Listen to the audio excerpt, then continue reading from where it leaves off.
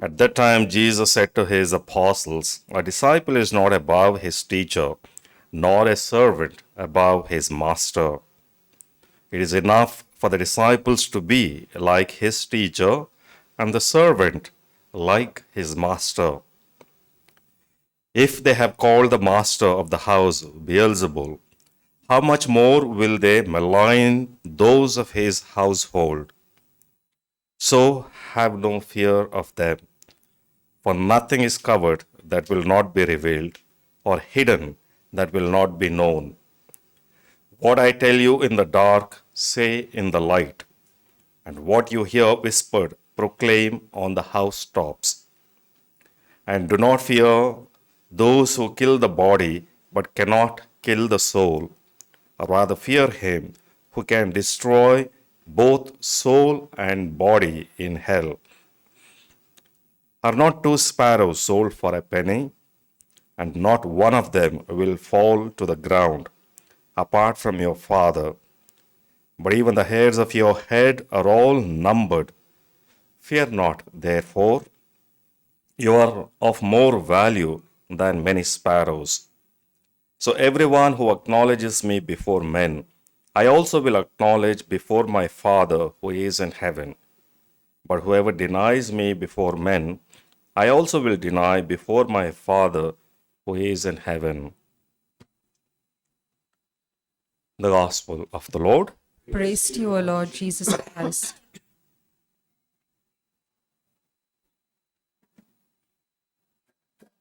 My dear brothers and sisters in Jesus Christ, one of the aspects I would like to reflect upon today about the gospel is what Jesus is talking about, the providential knowledge of God.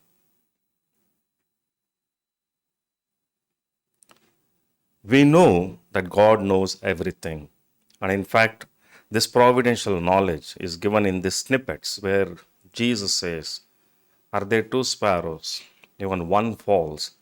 God knows, and He knows the numbers of your hairs."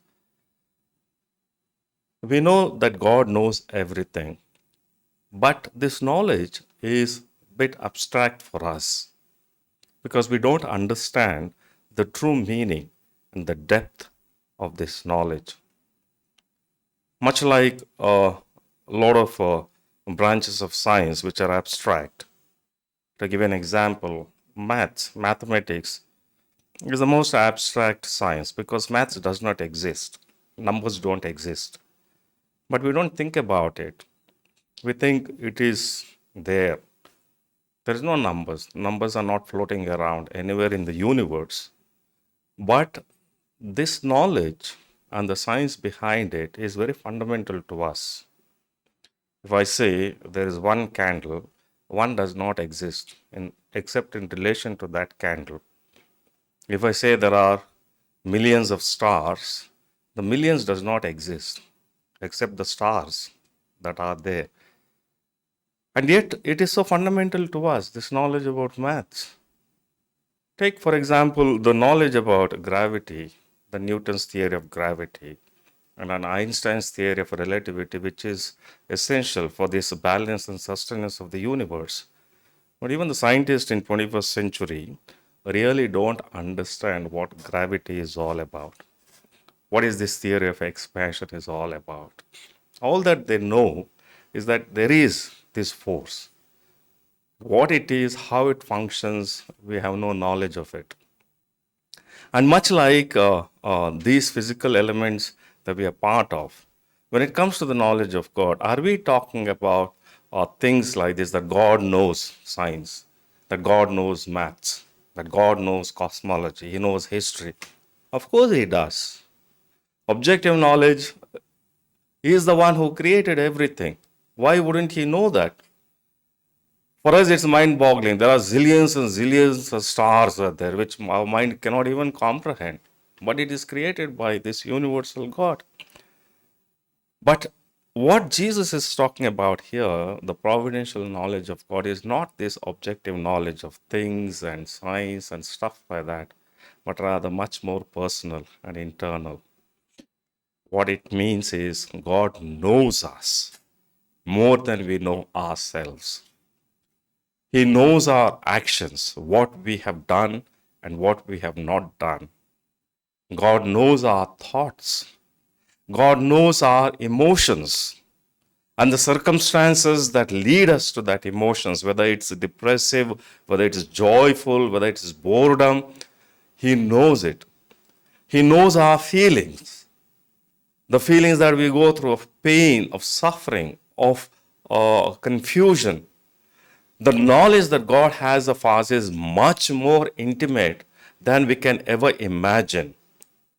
And this knowledge that God has of us leads to His will. And what does He will? And that is where we see the ministry of Jesus. What did God will for us? Knowing our littleness, knowing ourselves to the depth more than us, with all our fault lines, with all our emotional imbalances, with all our strengths and weaknesses, what did God will? That He loved us so much that He sent His only Son. And we see that dimension of it coming out in the ministry of Jesus. And that ministry of Jesus comes from the knowledge that God has of us. We needed an anchor. We needed something to hold on to. We needed someone to help us, and which is what we call the Redeemer, whose feast we'll be celebrating tomorrow. And that knowledge, my dear friends, that God has of us is a pretty good thing, beautiful thing. But sometimes we don't understand this depth of knowledge that God has of us, and so we try to hide from Him, and we can never hide from Him. We try to struggle with our own relationship with God. We don't need to struggle. He knows us as we are, and we are called to be as we are, with all our strengths and weaknesses. And that is the beautiful dimension that Jesus brings about. To give you a few examples of it, take for example the two that are very striking in the gospel is one of this a woman caught in adultery, and another woman at the well, at Samaritan well. You see the relationship God has. He has the knowledge. Even before they said, okay, there were such people, which comes out very well in a conversation with the woman at the well. Even before she knew, she could say, Jesus knew. Her entire history He knew. And yet, my dear friends, He decides to love. He decides to embrace us. Woman caught in adultery, no condemnation whatsoever. And perhaps God, Jesus knows the circumstances that led her into that profession or into that situation. And that is the depth of knowledge I'm talking about. He knows our struggles. Even when we sin, He knows the circumstances that led us to sin. And still, God decides to love us. And that is the beauty of the knowledge that God has of us. We don't have to struggle. We don't have to hide.